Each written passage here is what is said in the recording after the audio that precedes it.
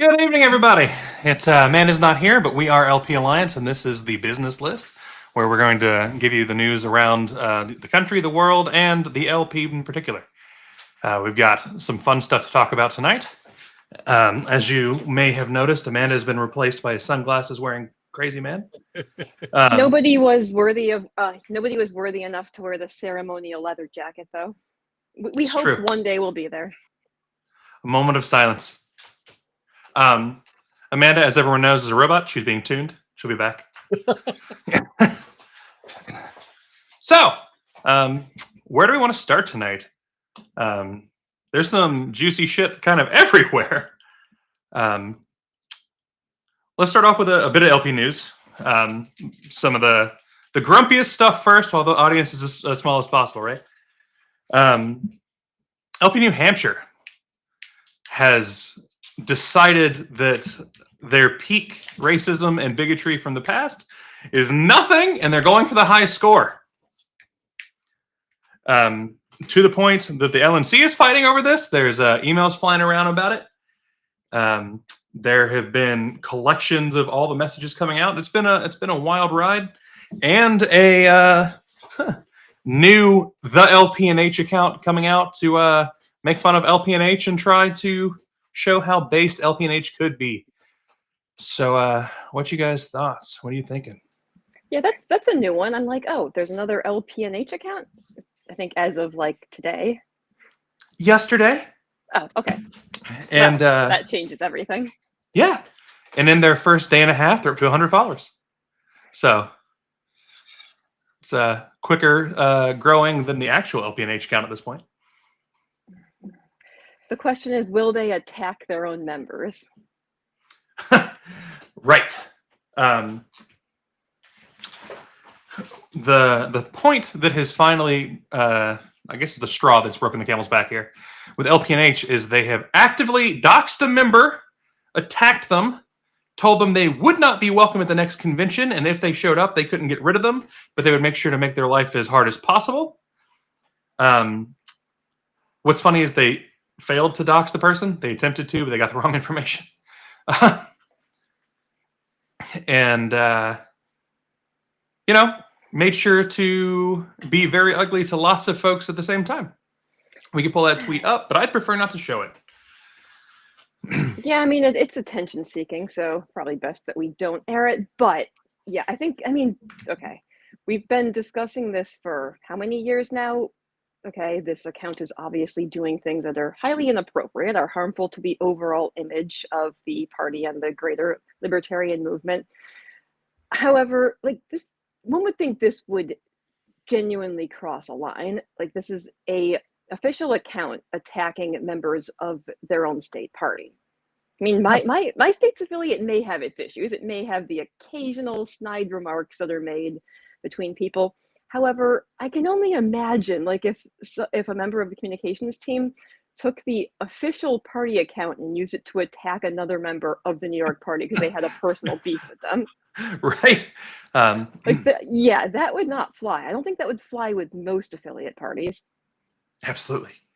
Heartland, as previously mentioned, Amanda's a robot. She's getting a tune-up. It happens. You got to replace her oil sometimes. So, Rob, Jake, what are you guys thinking on this one? Well, they would go from Holocaust denial to supporting the Holocaust at some point, right? We always knew this was going to happen. It's just a gradual thing, and it's so gradual most people don't even notice. This is what they want: anything to get more attention. And whenever the old tactics don't get attention, they will just amp up, and it's going to continue to happen. And the best thing to do is for the Libertarian National Committee. Stephen Nikela did an excellent post about testosterone.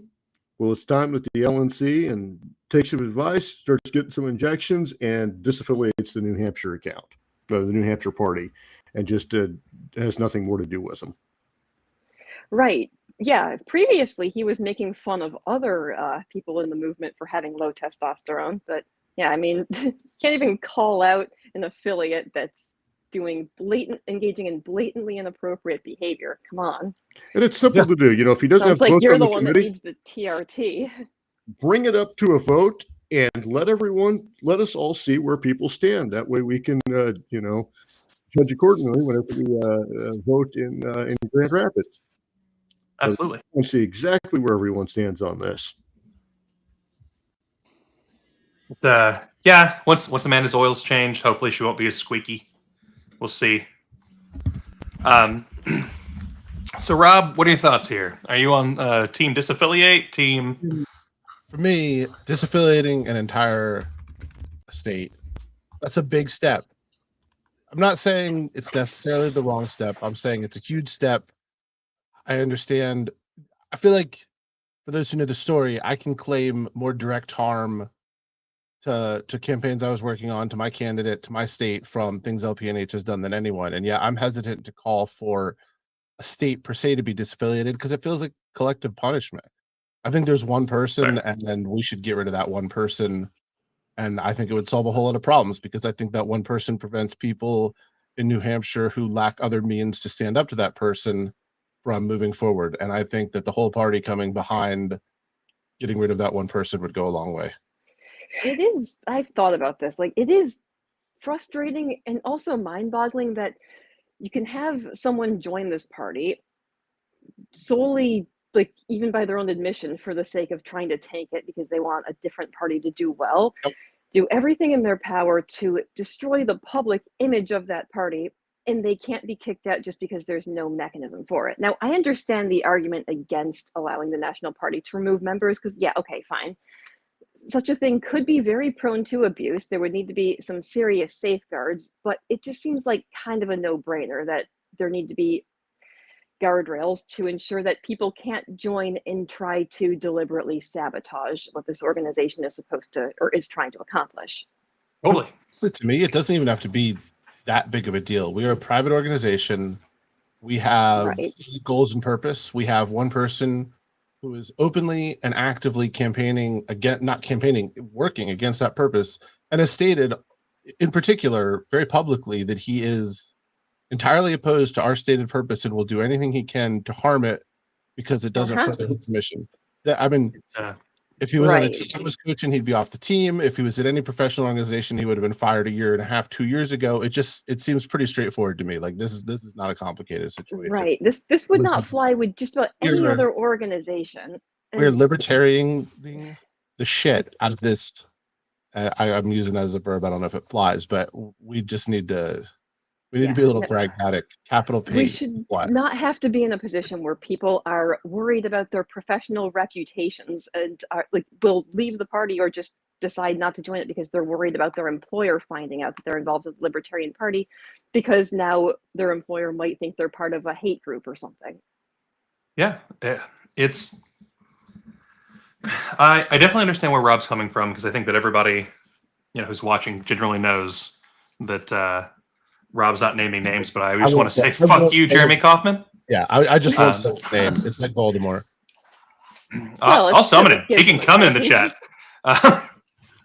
It's happened a few times, actually. I've been in a few streams. We will finally get to use the ban hammer on somebody.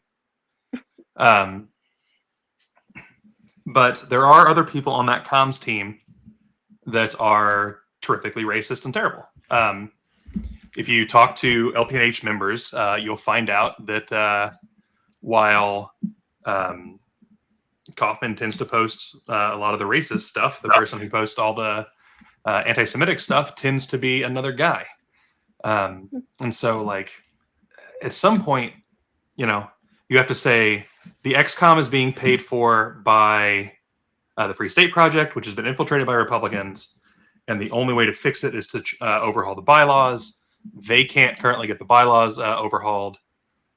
Let's get a new affiliate in there. We can bring the people over and make sure that you can't be a Republican and be in the LPNH. Like there's ways around it. This is definitely not a thing about making sure there is never again a LPNH. It's just to make sure that this particular LPNH, the one that has taken over since the late 2020. I guess it's 2021-ish, is not in charge anymore. They kicked all the actual members out, and they're using outside people to make sure that no one can have a say. And to me, that's really brutal.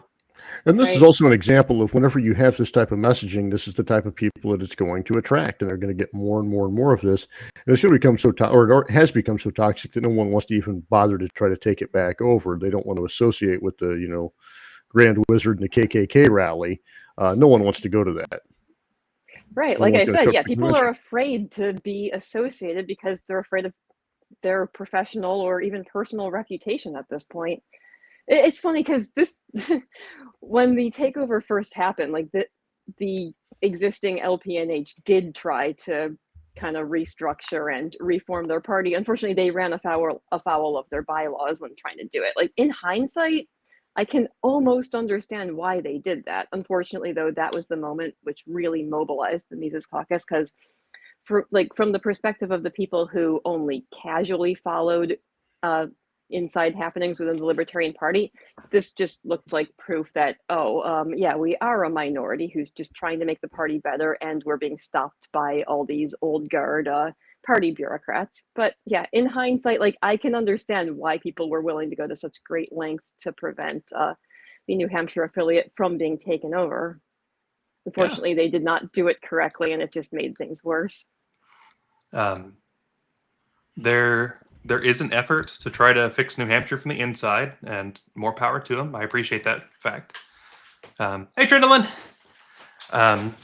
But I honestly think that we've got to consider, what it looks like for the rest of us, or to the rest of us. And they think this is going to make people join their Free State Project, right? Join their Free State Project. Well, I don't want to deal with these assholes online. Why the hell would I want them as a neighbor? Well, they think they're around keeping these out people. the right people. He was thrown out of the Free State Project. He was. Yeah, He it's was. true. He still tries to speak for them, though, It's true. telling people that they're not welcome in the Yeah, I Free mean- State Project. Like, surprise, surprise, a narcissist acts like a narcissist. There's Yeah. look, anyone, I'm calling for it right now. If you get a chance, punch him in the nose, and if you don't, we should kick him out of the party. And or both would be a satisfactory ending as well. I would like to see him actually as a presidential candidate, though. You could have Trump, Gavin Newsom, and Kaufman up there, three know-it-alls up there debating. It would be entertaining. As the LP candidate or as an independent? The he Maha can be whatever he wants candidate to be, or as long as it's something, not LP. Yeah, I was gonna probably say, as do long as the- it's not us, I could, yeah, I could get behind seeing that as long as it's not our name attached to it. You would be the new Nazi Party candidate. All right. I think next on this docket is talking about LP Colorado, which they, in 2 days, I believe, have their continued convention, which has been argued about ad nauseum, and better parliamentarians than I am have argued about, which is a highly interesting situation. As a recap for everybody before talking about it for a minute here, the XCOM of LPCO blew notice twice as far as elections of officers go.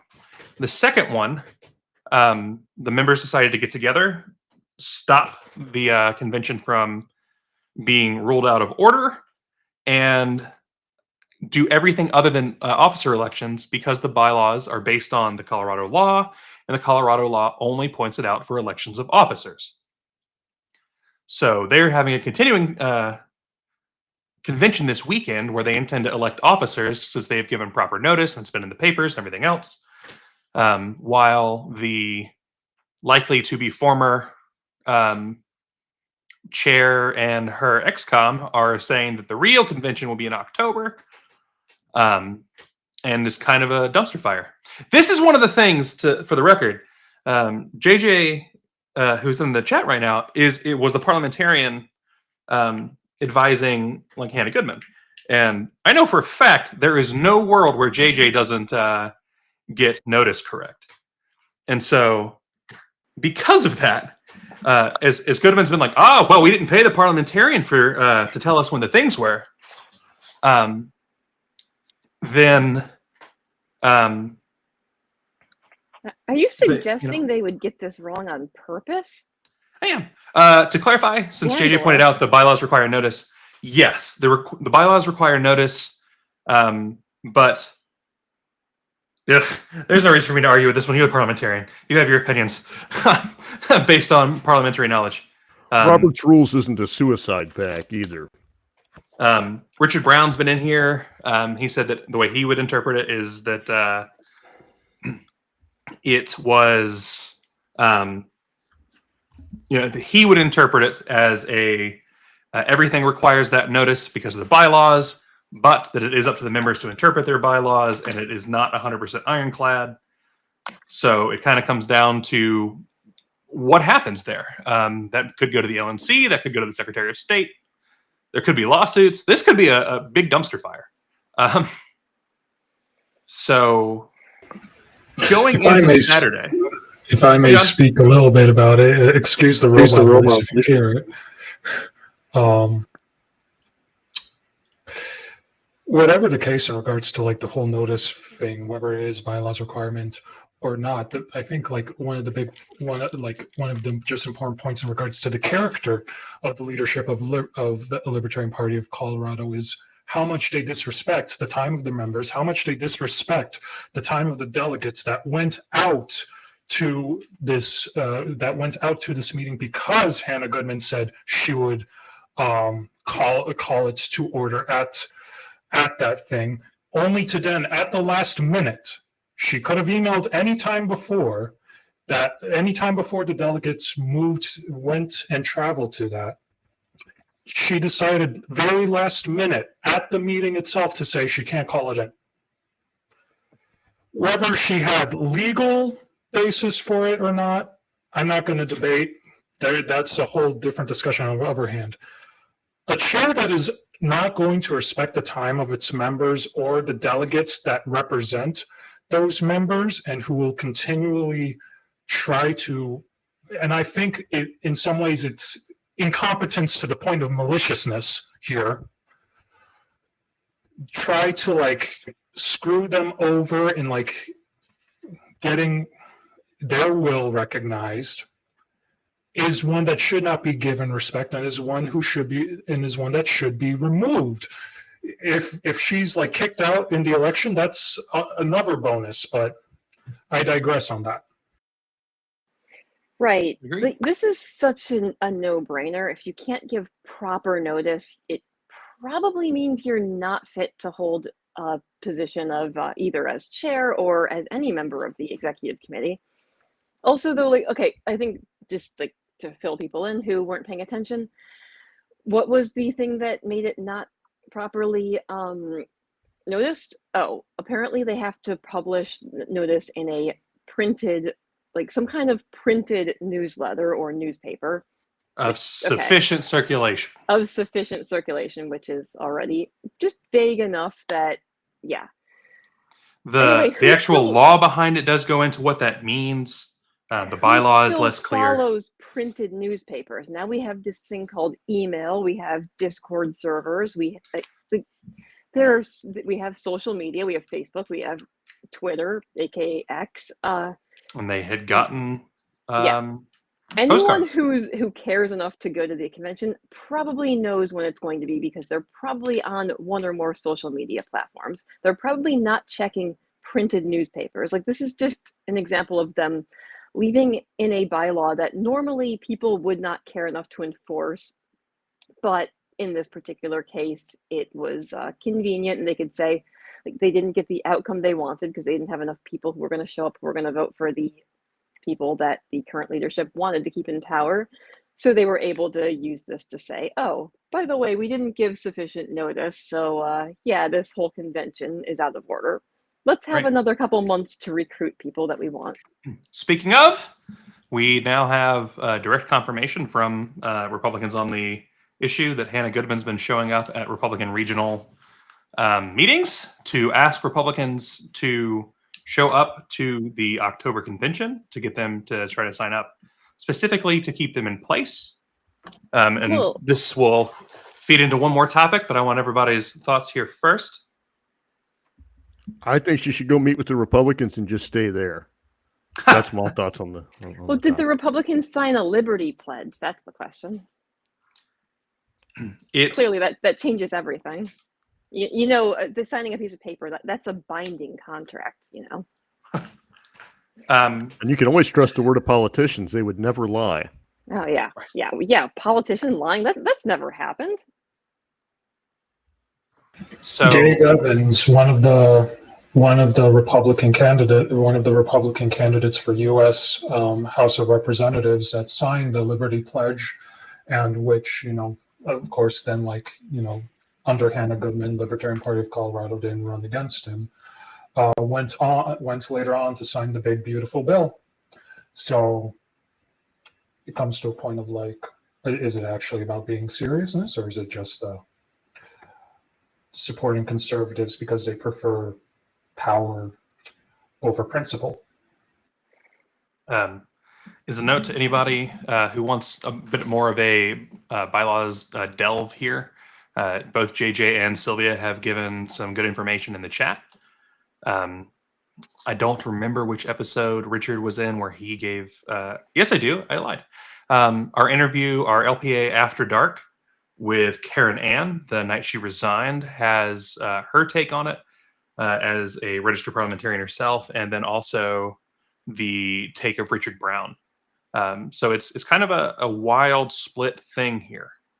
But continuing on with the Republican subject, one of the most common claims from Hannah et al. Is that working the Republicans is good because they can bring in new members, and that new members will be great. Well, then this week, LPCO announced that they are attempting to make sure that the Libertarians of Colorado cannot be spoiler candidates. Specifically, don't want to spoil elections for Republicans. Come on, Rob, you've been quiet. What you got? I mean, I think Republicans in Colorado should stop being spoiler candidates for libertarians. Damn right. Here. Yeah, they're the ones that campaign like libertarians and then govern like Democrats. Just let the actual libertarians govern. Like we'll bring some freedom, and they can sit back and enjoy not having their guns taken away. What and they say they want. lower taxes. Yeah, look, hey, you talk about these ideas. Watch, we'll make them work. And It's for the anti-war audience that's watching and got triggered by Rob saying that we'll bring some freedom, we do not mean bombing people. I might. Okay, Rob Bomb might. them till they're free. I'm gonna bomb that person until I can take his oil. Free the oil. Free the oil, yeah. It's especially ridiculous because Colorado's turning into a Democrat hellhole. Like Polis is roughly as libertarian as Trump. At one point, maybe he was, but he's raising taxes. He's taking away guns. They have the most restrictive gun control. I mean, it's on a New York, California level now. Yeah, So it can get worse. Yeah, but I mean, have you read it? It's pretty bad. Yeah. I mean, Oh yeah. he is another person who proves that power corrupts. All right. So get him out. So there's a natural place for a real alliance. For me, for a real alliance to be against something, it doesn't mean you have to go all in. It doesn't mean you're signing over your principles or supporting them. But hey, we're going to work against this thing, which means there's an equal playing field, an equal amount of respect, and you both have skin in the game and something to hold over the others. When you are kowtowing and, essentially kissing ass to get a little bit of attaboy pat on the back to Colorado Republicans, they have zero incentive whatsoever to support what you're doing. It's just another big ego fluff. And further, I mean, wasn't Hannah a Republican chair for one of her local county affiliates in Colorado prior to claiming to be in the Libertarian Party? Yes. That's extra. She also claimed that the Republicans offered her like $250,000 a year. Good, go. Hell yeah, I applaud for you. This economy sucks. You should take that deal. Especially now that Look, she's single. yeah. If someone thinks that they can do a better job promoting libertarian ideas within one of the major parties, I fully support. Okay, join that party. Try to influence it from the inside. I support that, but what we don't want to do is completely sell out the Libertarian Party. We exist for a different purpose. Okay, our purpose is not to elect people to government by watering down our principles. We are a front for activism. We are a front to basically promote and popularize libertarian ideas. There's a world where the quote unquote, and I hate the term kingmaker because fuck a king, right? But the concept of a kingmaker strategy, like theoretically could work. So let's say we really had like a 15% control of the vote, and both parties had to come to us, and like whichever side we're going to endorse is going to be the Liberty candidate, and then they're on the hook for it. We can't even agree on like when to hold a convention on proper notice. Like we are so far. This is it's pretending. Like we live in a make believe world if we think that's going to work together.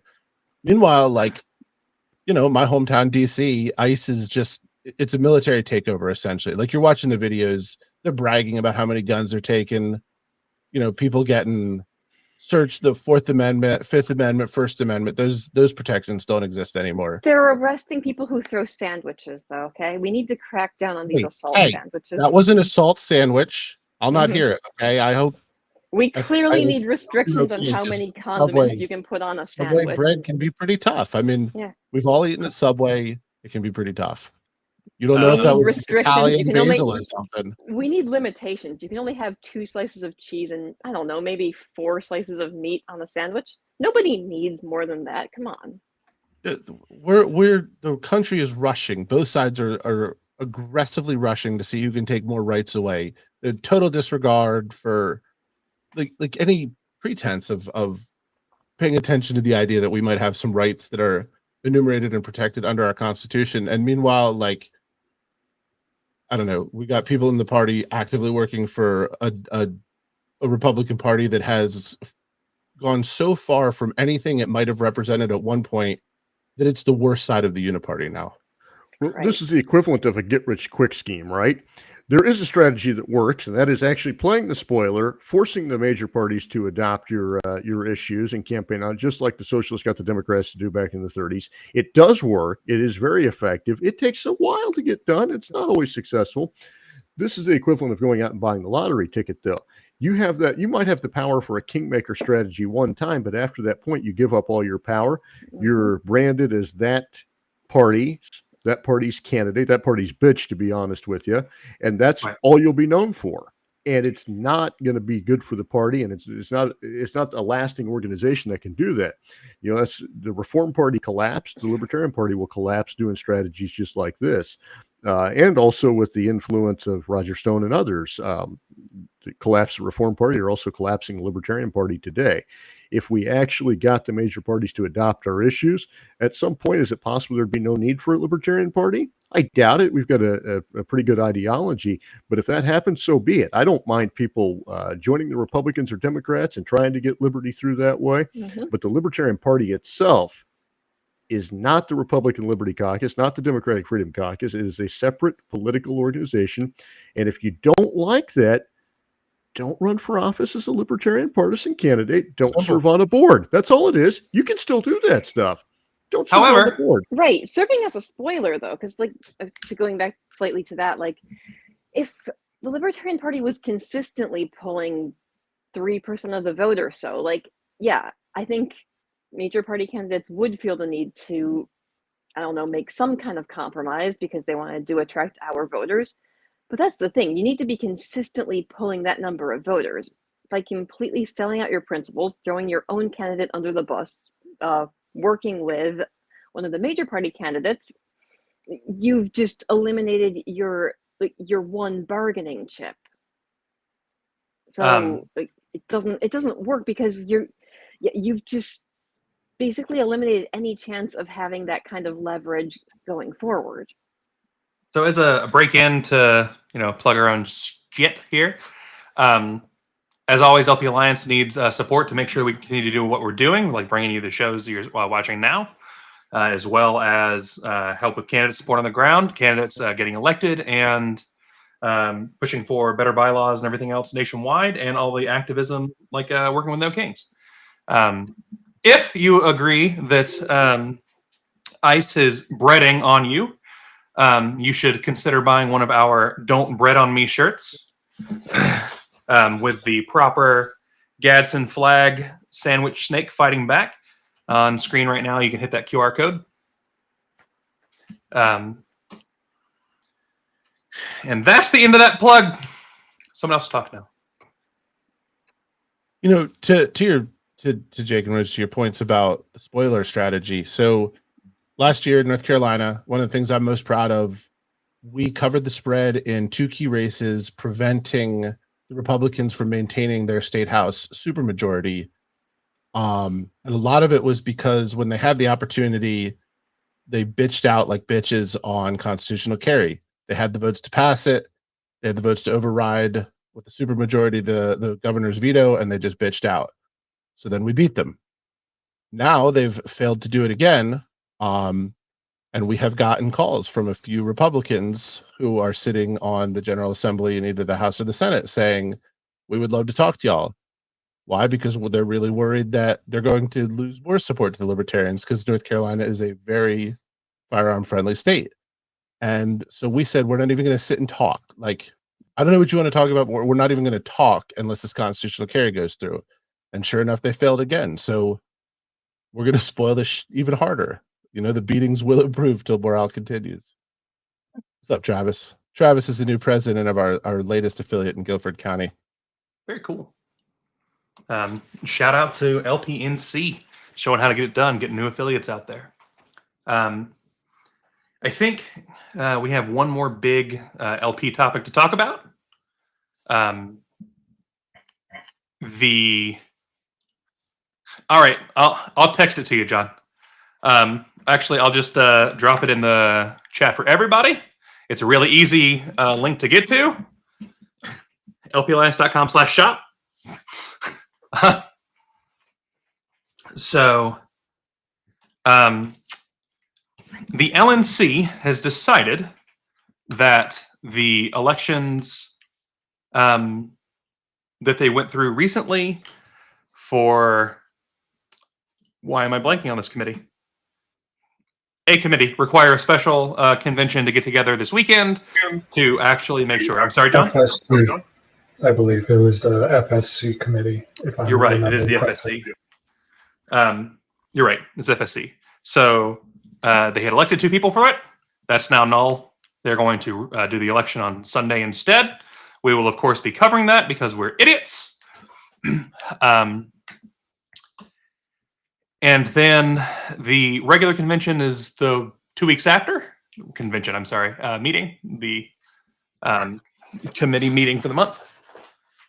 So, And at this special meeting, they're supposed to be voting on, because they repealed the original 2 resolutions from when they adopted the Special Investigation Committee report.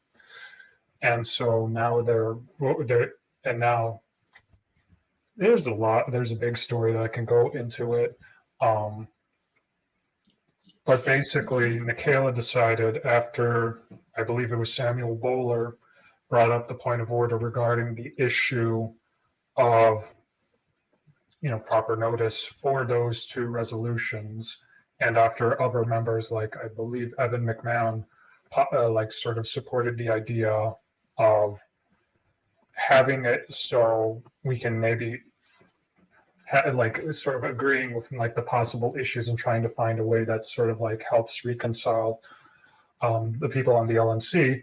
Michaela then decided to rule that those 2 resolutions were out of order and thus are nullified, in which case they'll be voting on new original resolutions, which I believe are different in language. Kyle, if you want to pull that up. If not, I can quickly find the email where that's on and then send it to you for you to pull up. If you find it, I will throw it up, but I am managing a few things at the moment and don't want to try to dig. Since I see folks asking, it's Financial Services Committee, I believe, is what the FSC stands for. Sorry, Financial Standards Committee. My mistake.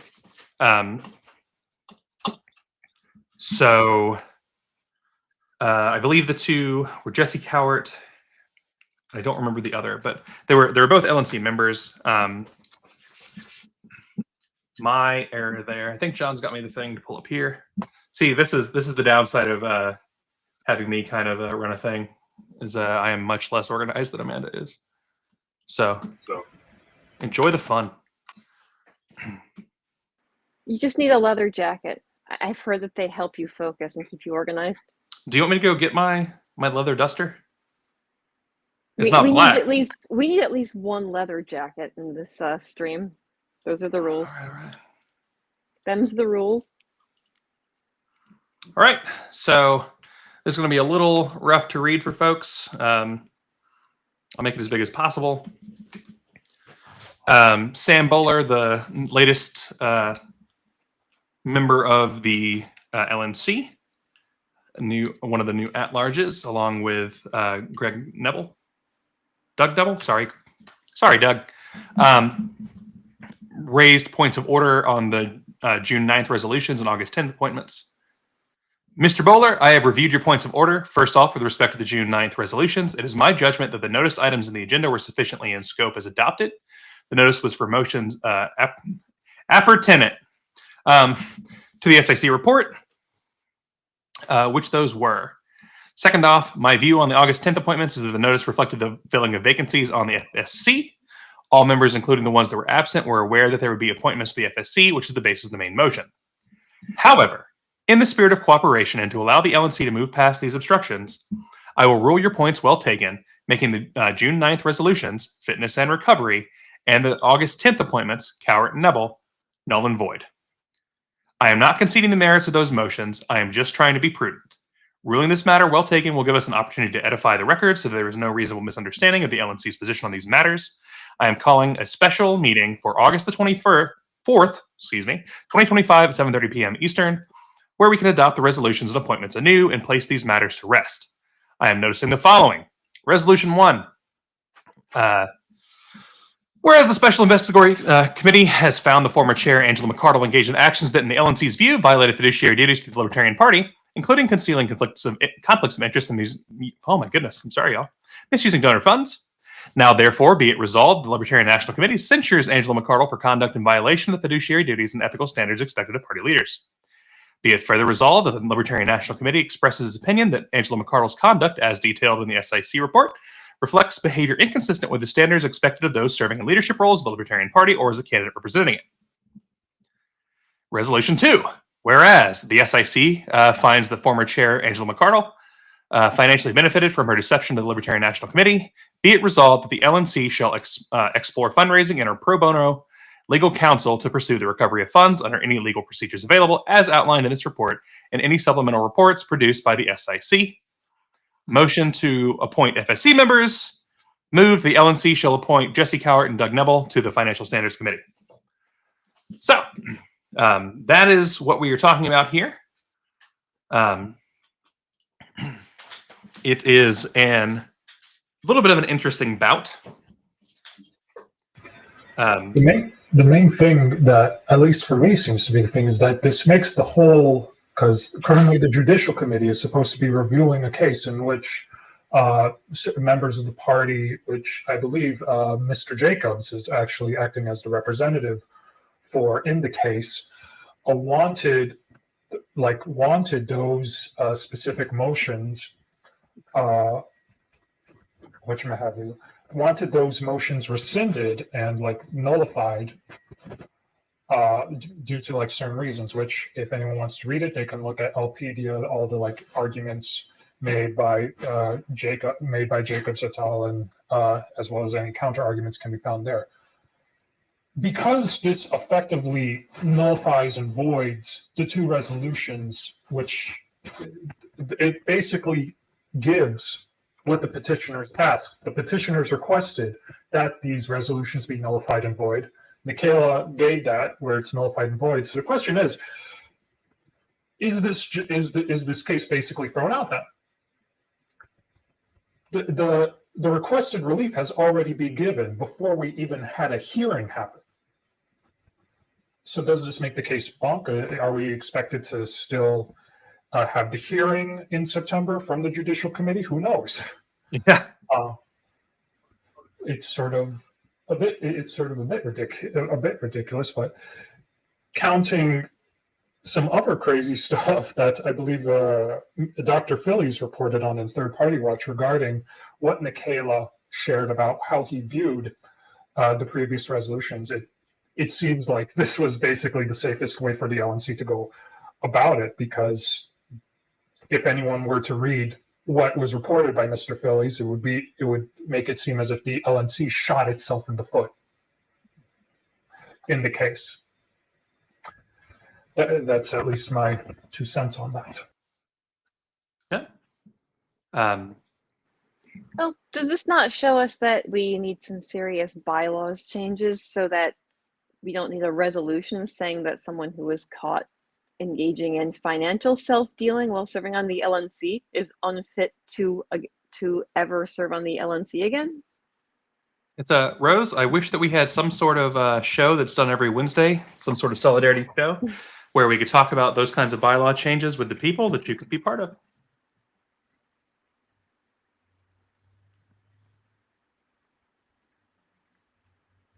I Anyway, feel like there's somebody hinting at something here, but I can't quite put my finger on it. I think, from my view, I think Sunday's going to be pretty smooth. I think the same people who were upset before will be upset again, and the people who were happy before are going to still be happy. Yeah, I mean, let's be honest. The people that are complaining about the bylaws, this was all put there, I believe, through a petition that the Mises Caucus sent out, which Angela McArdle chairs, that they really don't care about. They care about the resolutions because it, well, makes her look bad, and they want to get the report pushed under the rug. Of course, this just brings the report right back out there where more people keep talking about it. So from a strategic point, it was pretty dumb. Also pretty dumb was Stephen Nickala's comment to Nick Sarwark that got published by George Phillies that said that this would somehow bar her from running for office, which it does not do that. The party does not have the ability to, the LNC does not have the ability to bind the delegates to that. So that was dumb. And another dumb thing was the Libertarian Party joining with Angela McArdle to joint statements to dismiss the Beth Vest lawsuit. So now we get the LNC working with Angela McArdle once again. It's like these people don't get it. People want to move on, and they are determined that they want this unity with embezzlers now, and they want to associate with embezzlers, and they want to keep people on the committee who want to associate with embezzlers instead of just ending the problem. The more we have people that continually are like fork-tongued and speak out of both sides of their mouths, the more that it's like showing that the whole, I don't know if swearing is allowed on this show, but the whole... Fuck yeah. Yeah, I don't think we're monetized, so who cares? All right, well, shows that the whole fucking crate of apples is run from the inside out. It's the further we go down, the further we see that there is some sort of systematic rot where even like small improvements that are made, because, for example, all the policy amendments that were made as reaction to what was found out about McArdle and her self-dealings, those were improvements, but those were improvements made out of reaction to it. There weren't any proactive things in regards to those kind of amendments, as in something that they saw might cause an issue. Maybe that's because they had more trust in each other. I have no freaking clue. Seems like the more you trust libertarians, the more they tend to backstab people. It's very weird. It's a very odd situation, which kind of goes against the whole idea of libertarianism and the Libertarian Party. We're in fucking bizarre world. And so when it comes to that, we have like this sort of like two-faced kind of talking where we have Nickala at one point saying one thing and the LNC at one point saying another, where they're making contradictions for each other in order to bury the whole. And it could be because of like just short-term like positives, trying to focus on what's like only the short term, which what the fuck is that called? Low time preference, high time preference? I don't fucking know anymore. High time preference. Yeah, we have that kind of thing where it's like, it's digging yourself farther and farther into a hole and leading to more and more distrust. And even then, like, they passed, I believe, I don't remember exactly, but there was the motion in regards to forming the ad hoc committee for part of the social media, which by itself is really only supervised or has any oversight only from the LNC chair. There is no oversight from the whole of the LNC. which seems like a very odd thing considering that all the other committees have, I would assume, some sort of oversight from the LNC. Like they would at least know, hey, what the fuck is going on with these other committees? But no, we only have the chair being able to look at it. We have it that whoever is being chosen is chosen by was it Brian McWilliams? He's the current a contractor apparently in order to deal with social media, which that's a whole other mess that we have to talk about. He is the And- director of comms in general. So like he is the one who gets Michaela the interviews that he's had that are solid and those kinds of things. Which is the like argument that Steve gave on the show. Who's he been on? Bill O'Reilly, a has-been sexual harasser or accused sexual harasser that got fired from Fox News 20 years ago, and now might have a podcast that may have half the listeners we have. That was his big interview. I'm not telling you that I agree with it. I'm just telling you what Chair Nikela gave us when he was on.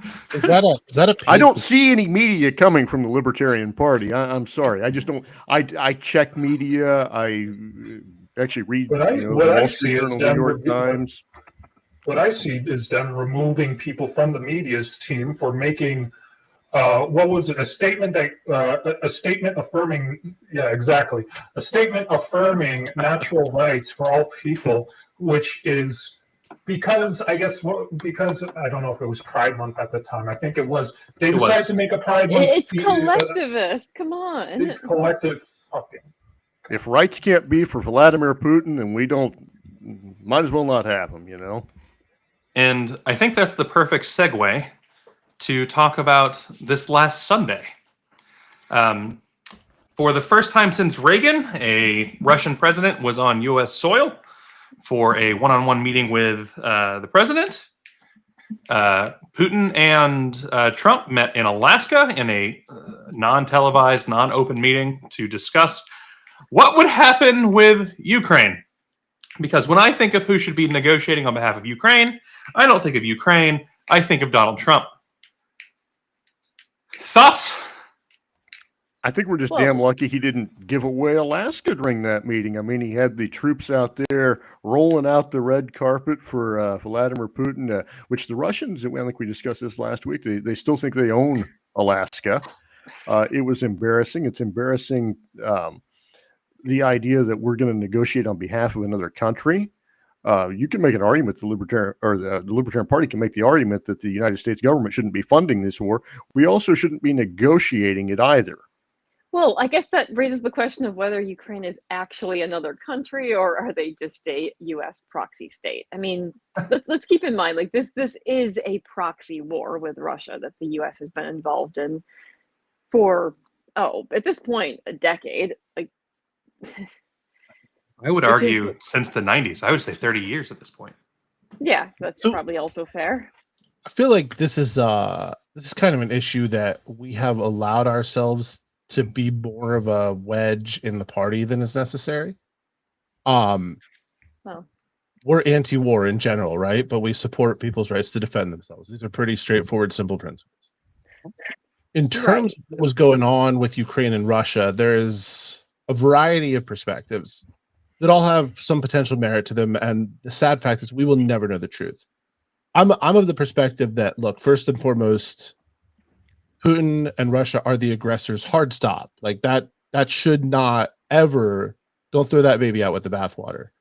But I'm also more of like the CIA has its fingerprints all over the color revolution. There was a lot more going on. It's not saying the Ukrainian people didn't want it, but we meddle in other countries and bad things happen. And it's okay to call us out for that. And then credit where it's due. And check me on any facility and facet you want. You can't get more anti-Trump than I am. But credit where it's due, I get the sense he doesn't like war. Like, I really think he's trying to end this war. He would rather have his soldiers at home in the U.S. arresting people that speak Spanish or have the last name Perez or something. Yeah, even if it's for the wrong reasons. I defended the guy. I'm just saying I think he's legitimately trying to end this particular war. Yeah. Well, it would make him look good, and he's one without question. He's one of the few tyrants that doesn't necessarily like blood, doesn't necessarily want violence. He wants to prosecute to a degree his political opponents, but he really just wants to be loved. Now he admires people that like that, but he wants to be just really worshipped. wants to be Worshipped. worshipped. He wants you to do the puja to him. That's what he wants. And we can't give him that, but he doesn't really, I think you're right. He doesn't really want war. He wants this to end. He wanted to end it on day one. I mean, he was even cut on a hot mic telling Macron that, I think that Putin really wants, as odd as it sounds, he really wants to give me this. He really wants to end this war for me, for Trump, which is absurd.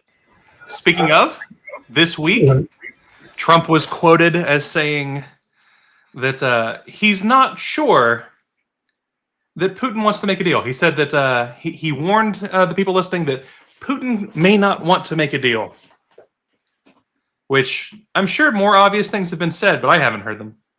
I mean, after 3.5 years, you think?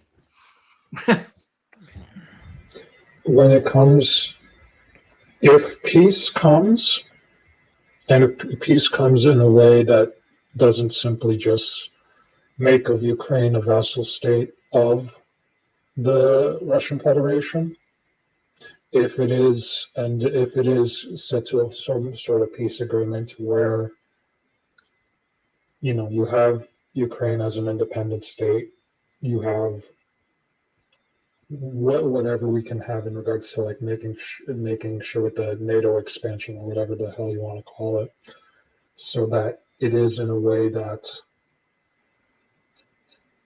I guess really my main focus is if there's going to be peace, let's make sure there's peace, but let's also make sure that we're not just trading one state to be the proxy or vassal state of another superpower. Or to further your point, or encouraging more bad behavior from other big actors with the power. Like, I come from a perspective that's so messed up because, like, I think we should be supporting Ukraine and probably Taiwan and a few others, and I don't think we ever should have started. But I'm kind of like, you spill your milk, you clean it up. Like, we got in there, now we have a responsibility. If we pull out and allow much more powerful countries to overrun these places, to me, that's sort of the most immoral thing you can do is take away their power, their ability to defend themselves, or convince them to rely on you to defend themselves, and then move so that someone else can sweep in and hurt these people. Right. I mean, the U.S. pushed Ukraine into this position, and now now the U.S. empire is using their civilians as cannon fodder to fight a proxy war with Russia. But what is the answer though? Like, yeah, I get where you're coming from. We shouldn't just pull out and leave them to their own devices. But at the same time, like, what are we?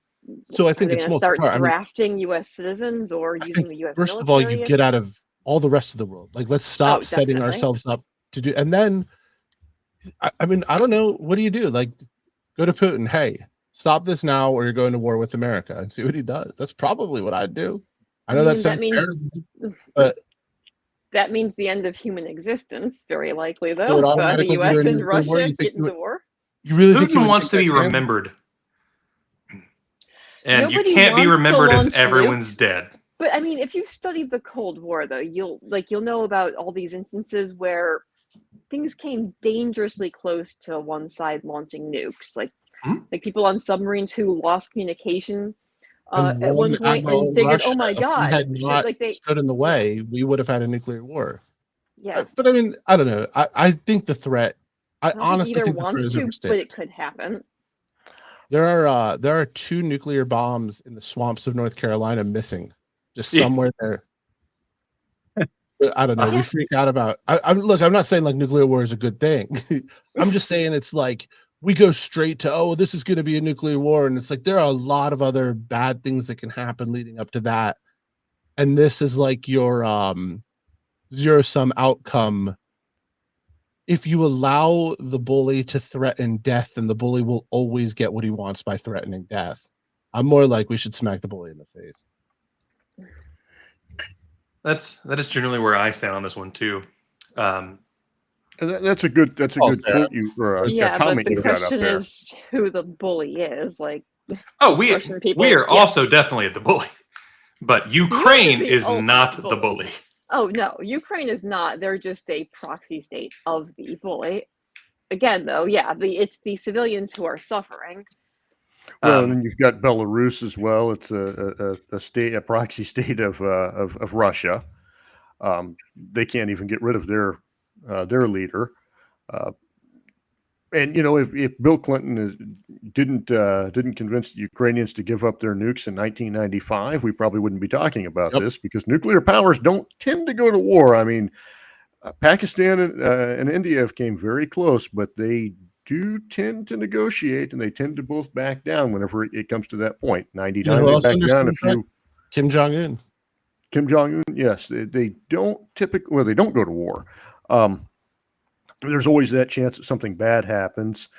I don't like when it came to the Iran thing. I never thought that was going to lead to no nuclear war. Iran doesn't have much of a military. But, one of the other things that Bill Clinton, and this is why I'm not maybe as libertarian as what I should be, Rwanda. I think we could have stopped that genocide in Rwanda.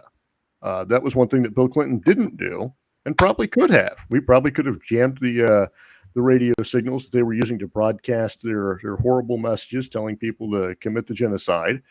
Probably wouldn't have taken too much, and we could have stopped hundreds of thousands of deaths there. So I may not be as pure libertarian as what the rest of you are, but there might be a opportunity sometimes to save lives that we could do. There's a point in the chat. The U.S. taxpayer didn't choose to fund these places. The U.S. taxpayer should not have to continue to fund these. That's true. That is objectively true. But the U.S. taxpayer did.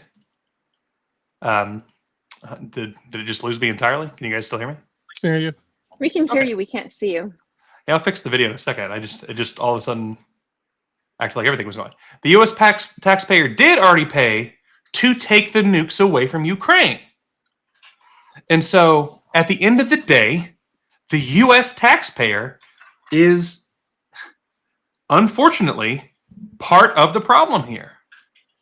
At the end of the day, when we pay our taxes and we don't rise up and go throw a fucking fit at the government because they're doing things in other countries, we're part of the problem.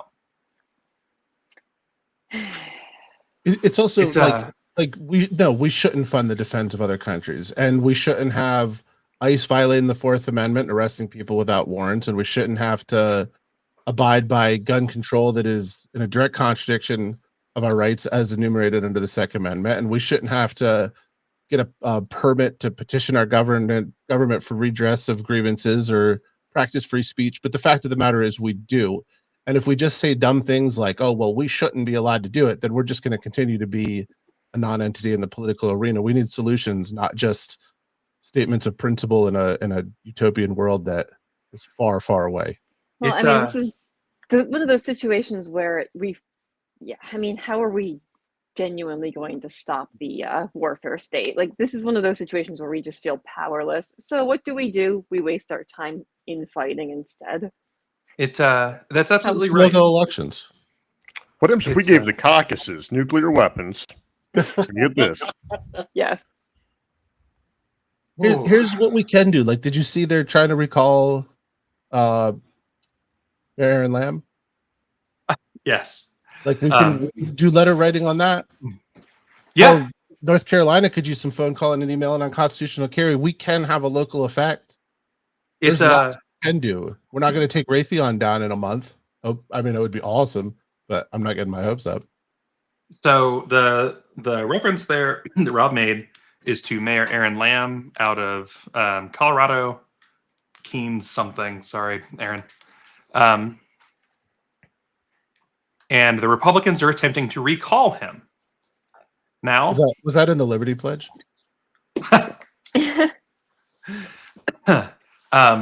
we, libertarians always celebrate a libertarian victory.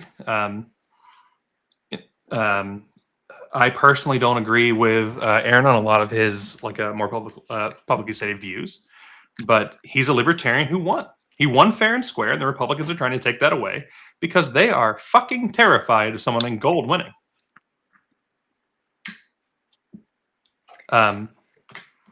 So someone mentioned immigration earlier, and so I think that's a 15-minute late segue here. Sorry, audience. So we've mentioned the ICE sandwich, which was actually Border Patrol, but ICE is easier to say. But we have not mentioned the incredible truck that Trump has rolled out to show how great ICE is.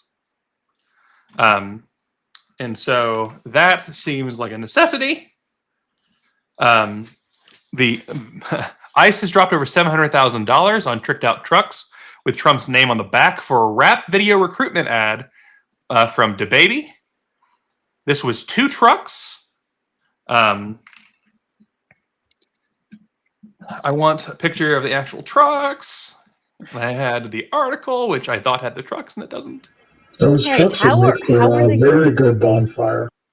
In Minecraft. I mean, Or how else are they Roblox. going to speak to the Zoomer generation? Come on, guys.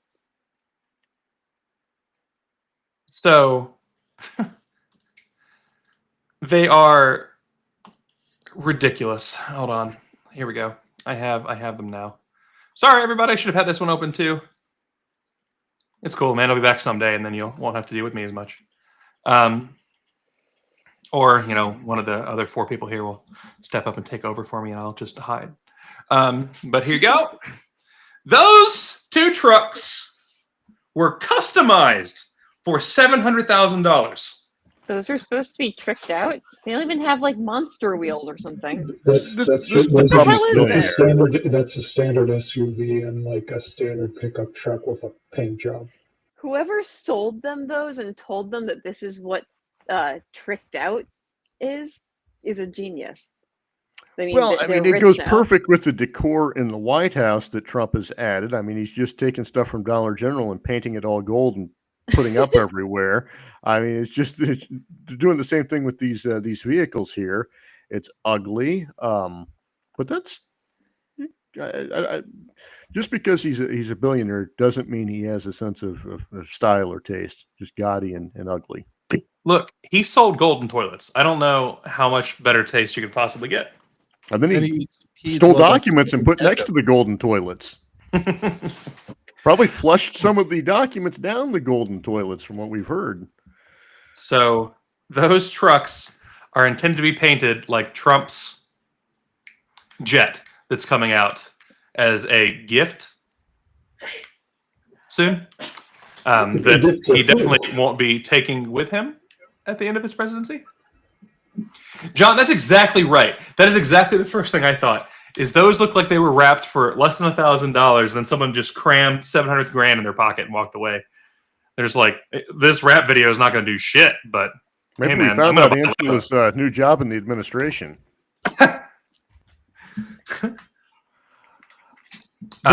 This is a serious Two thing. when more, we talk two more weeks. 2 more weeks. He's Keep wanting to getting pushed check over back. every visa holder. They're going to need these trucks as they check over any little infraction. They can deport these. I don't know if you've heard about that. That came out, I think, today, that they want to look over everyone who has a visa and determine if they should even be here, if they've committed any crime that they can remove them for. So The if green you've had a card holder. parking ticket and also Yeah. you posted something critical of Israel on social media Or Donald Trump. or Donald Trump. Well, I mean, is there really a difference? Yeah, I went there. accurate. $7,000 for what amounts to another propaganda kind of thing. They were open about it. They say that it's intended to be a recruiting tool. There is so I'm a car But guy. we're just gonna laugh at them. It's not gonna recruit anyone. Like, does anyone? Is this working at all? Does anyone actually want to join ICE or Border Patrol? Well, I'd kind of like to join, and I could drive around, go eat donuts and drink coffee, and just drive around it's that truck really all hard to day. get Yeah, I mean, fired I was from against it. government Now that I've jobs, seen that so- truck, though, Yeah, I'm thinking I Actually, could. yeah, you know, And it's the government, I- so I could probably do nothing for a good right. year It's before they so hard. fired It's me. really hard to get Year, fired from government your entire jobs life. 'cause It's It doesn't matter if it looks ugly to a normal person. The point is to just rile up the already supporting base, and then yeah. to make the rest of the populace indifferent. That's They announced there is no age limit. I've called fascism before on this fucking bullshit. I'm gonna call fascism again. What this is trying to like freaking normalize what amounts to authoritarian action based on. At this point, it's based on ethno-nationalistic premises. When it comes down to like what's considered an illegal alien, the main thing is in regards to like anyone who has a color who has a skin color that's darker than off-white. They're gonna have to be. It's just these kinds of things. Whether it comes to like all the AI bullshit, whether it comes to freaking what are they doing? What are they doing now? I think what is it? They posted the meme with the Joy Nice words was "Which way, Western man?" Which Nazi shit, fascist shit. Well, yeah, I mean, Right, and I mean- Mega, oh, they want it's to check all everyone in the simultaneous. restrooms to check what gender they are. They're going to want to check what papers you have. We're going to become a papers please society, and also show us proof of your gender every place you go to. That is Mega. It's just like the Soviet Union. There's a reason why he likes Putin so much. Very good call there, Jake. We say fascist too much. This is communist bullshit. At this Well, point, problem- it's all whatever the fuck it is, and like one could argue that the whole Soviet Union is just red fascism. Consider how much they loved Hitler before Hitler decided, oh, we're going to start attacking Russia now. Don't forget Molotov-Ribbentrop. It comes down to it doesn't matter if it's like specifically the red authoritarianism of the USSR or the brown shirts of the Nazi regime, or whether it's this modern fascism under Trump. It's all different colors of authoritarianism that in the end will work with each other in order to enforce bullshit that villainizes a seeming other, makes them the scapegoat, and makes them an excuse to violate the natural rights of any person who fits into that category, either as a parasite, as a degenerate, as the enemy. All of that is going to lead to it's going to lead to a fascist state. It's going to lead to a society that has become so apathetic to the different kinds of threats made on the liberty of any person that will just be going back down and have history repeat with all this freaking authoritarian bullshit. Yep. It's right. I mean, I think you guys talked about this last week, but like with the feds being deployed in DC and Trump making noises about sending them to other cities that are supposedly lawless, like, well, New York City was one of them. Like, this is just really meant to normalize having the feds patrolling various cities. And the worst part is it's super easy to do because people are like, in a lot of cases, these cities genuinely are overrun with crime. With New York City, like, okay, it's effectively illegal to defend yourself.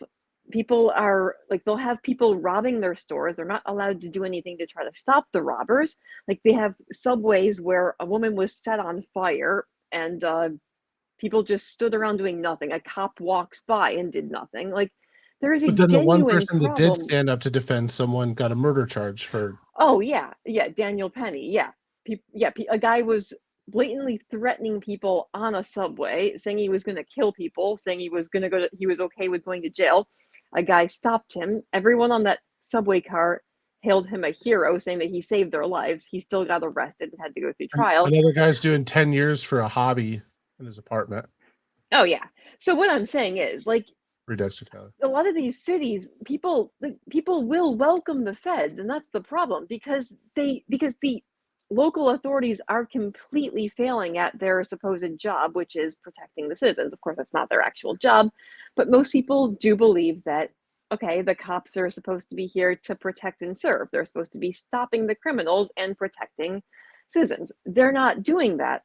So if the federal government sends in agents who appear to be at least doing something to stop the criminals, people are going to welcome this. But that's how you normalize having feds sent into your city and having them take over. Starts with a military parade. Right. And like people also forget, state nullification and local nullification are very important things. Like look how many states, for example, legalized cannabis, even though it's still technically illegal under federal law. Like, Right. yeah, federal authorities require cooperation from state and local authorities to enforce unjust laws. If an entire state just says, nah, you know what, we're not going to enforce this anymore, the feds can't really do much because they don't have the manpower to enforce laws without cooperation from state authorities. So if we normalize this process of feds coming into areas, like people forget, they're not just going to stop criminals. They can also start enforcing laws that your state or local government decided a long time ago they weren't going to enforce because they were stupid. Well, and They're it's also also doing this designed to with get the right and the left sanctuary fight. states. It's Right. designed to get them to fight. That way, somebody starts, they throw one rock at a federal agent or a soldier, and then Or a, the or a guns start. sandwich. Or A sandwich, and next thing you know, you've got Ohio State again. You know, next thing you know, you've got citizens being killed. One state. Worst We're- part is we're- there'd be we're the half top. the population rooting for it. Someone gets killed Yeah. by a Fed, and yeah, the people who are on the other team are like, "Ha, he deserved it." We're so worried about important stuff though, like Sydney Sweeney's a white supremacist or Cracker Barrel was woke. Oh no! Oh, you jeez. you cannot remove the Cracker in the Barrel from Cracker Barrel now, can you? Oh, you can, and they're going to They pay did. for it. And they're going to pay for it. Their head of marketing is going to be fired probably by the end of this year, but whatever. I mean, As that's an important libertarians, conversation. as libertarians, when it comes to these kinds of things, when it comes to the police, when it comes to the federal forces being deployed onto places like DC, when it comes to when it comes to like the enforcement of like immigration, even against those who are technically legal citizens or are legal non-residents because of certain like free speech issues where like they criticized Israel, where they said free Palestine, where they said those certain kinds of things. As libertarians, one would at least have hoped that we would be the first ones to be against that stuff. The former chair of the Libertarian Party thought that there was no issue with the due process rights of those, deported by Trump being violated. No, I think she said that radical empathy was killing the party, wasn't it? Exactly. She said that, and like that supposedly libertarians don't have a concept of due process because we think that due process is a right that shouldn't be is a natural right that shouldn't be violated because of some wartime law, some like Insurrection Act law. But no, we have the former chair defending that. We have the former chair being okay with the violation of due process. We have, of course, Jeremy Kaufman acting as secretary of the Libertarian Party of New Hampshire, saying that it's not really an issue for legal residents who are not citizens being deported because they practice their free speech. Justifying that deportation as saying, if you come into the country, you are doing a test, and if you decide, and basically, because that you have no rights. You have no rights to freedom of expression. You have no rights to freely live without harming others. You do not have this. You don't have those rights because you are simply not a citizen. What we have is libertarians, or at least supposed libertarians, justifying repression, justifying the violation of natural rights, because in the end, none of these people are fucking libertarians. They're at best anti-government conservatives. They do not like the current state. They do not like the current system of government, but they do not like it because they believe it is too permissive to what they call degeneracy. They do not like it because of the whole social welfare state. They do not like it because of what amounts to economic neoliberal positions regarding, having the state not spend as much and having not have as much taxes, but still having the sort of paleoconservative view that we should, in essence, be more strict on immigration, be more strict on LGBTQ rights, be more strict on all of these social issues in order to preserve what amounts to a conservative social order. None of these people believe in libertarianism.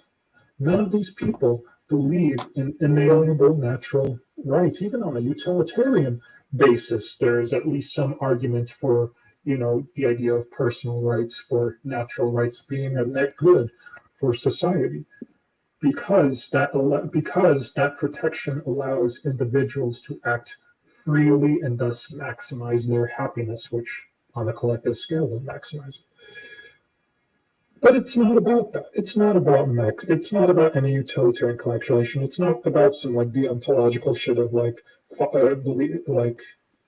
doing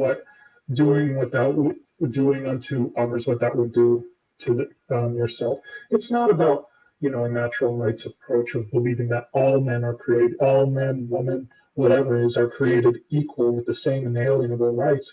It's about enforcing a specific social order and feeling security and safety in that social order because they cannot be able to deal with the freedom and the responsibility that comes with freedom.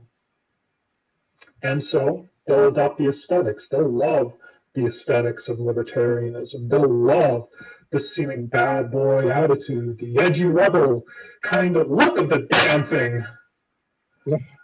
Right, it's an important distinction. They'll ignore it. They'll just push them away if it's too inconvenient for them. There's an important distinction because there are people who are attracted to libertarianism because they genuinely believe in the cause of liberty for all people. Then there are people who are drawn to it not because they necessarily want everyone to have liberty. They hate the current system, but they don't mind the idea of having power over other people. They like the idea of liberty as long as you're engaging in behavior that they personally approve of. That's a very important distinction. You either believe in liberty or you don't. Okay, if you're the type who you like liberty when people are doing things you like, but you're okay with having power or exerting power over people when they're doing things you don't like, yeah. The movement attracts both, and it's very important to know the difference. We message poorly on some of this because our default is to sort of defend liberty, defend the principled idea. And particularly with immigration, there's a whole long argument that we're just missing out on making that the government, and the U.S. has this strange, like very restrictive immigration policy that it deliberately chose to ignore. It's just been this big political football for a long time, and then has created incentives for a lot of immigration where people have no stakes as they're migrating, and they built this mess. I just think there's so much benefit to pointing that out, that you're incentivizing people to come across the border, you're incentivizing them not to attempt to become productive where they are. And I'm being careful because I don't want to get into this like, oh, they're all criminals and rapists, but it's like when you design a welfare state, you can't be surprised when people take advantage of a welfare state. There's also the issue, of course, the instability that the United States has on these countries. You mentioned earlier the whole color revolutions. We have to remember that the United States government, it is wanting to be a superpower and has wanted to be one, and has wanted to be a colonial power since its maybe not original foundings, but very soon afterwards, wanted to mimic Daddy Britain and trying to like make its own kind of colonial state. So it will destabilize these countries. It will make sure that these countries do not have the ability to fend for themselves. It will make sure that these countries cannot support themselves and must be economically dependent. We are In the past our end- time limit. In the end, As I've been trying to stop you for 8 minutes now. let me finish my point. In the end, the United States is responsible for all of this, but we cannot. The thing is, we cannot right a wrong with another wrong. That is my viewpoint. And if we want to actually right things, we have to get at the center of the things. And part of that is having to deal with getting rid of the United States hegemony, economic hegemony of the International Monetary Fund, of all of these kind of what amounts to. John. Stop. Sorry. Basically, Time really I flies. get it, Jim Cook. We are 8 minutes past where we need to end the night. That's why I've been trying to stop it, guys. We're The through. strategist meeting. It's can wait. okay. It's all right. We can continue the conversation. But for the night, No. We're But good. the US. thing is, it's not all right. good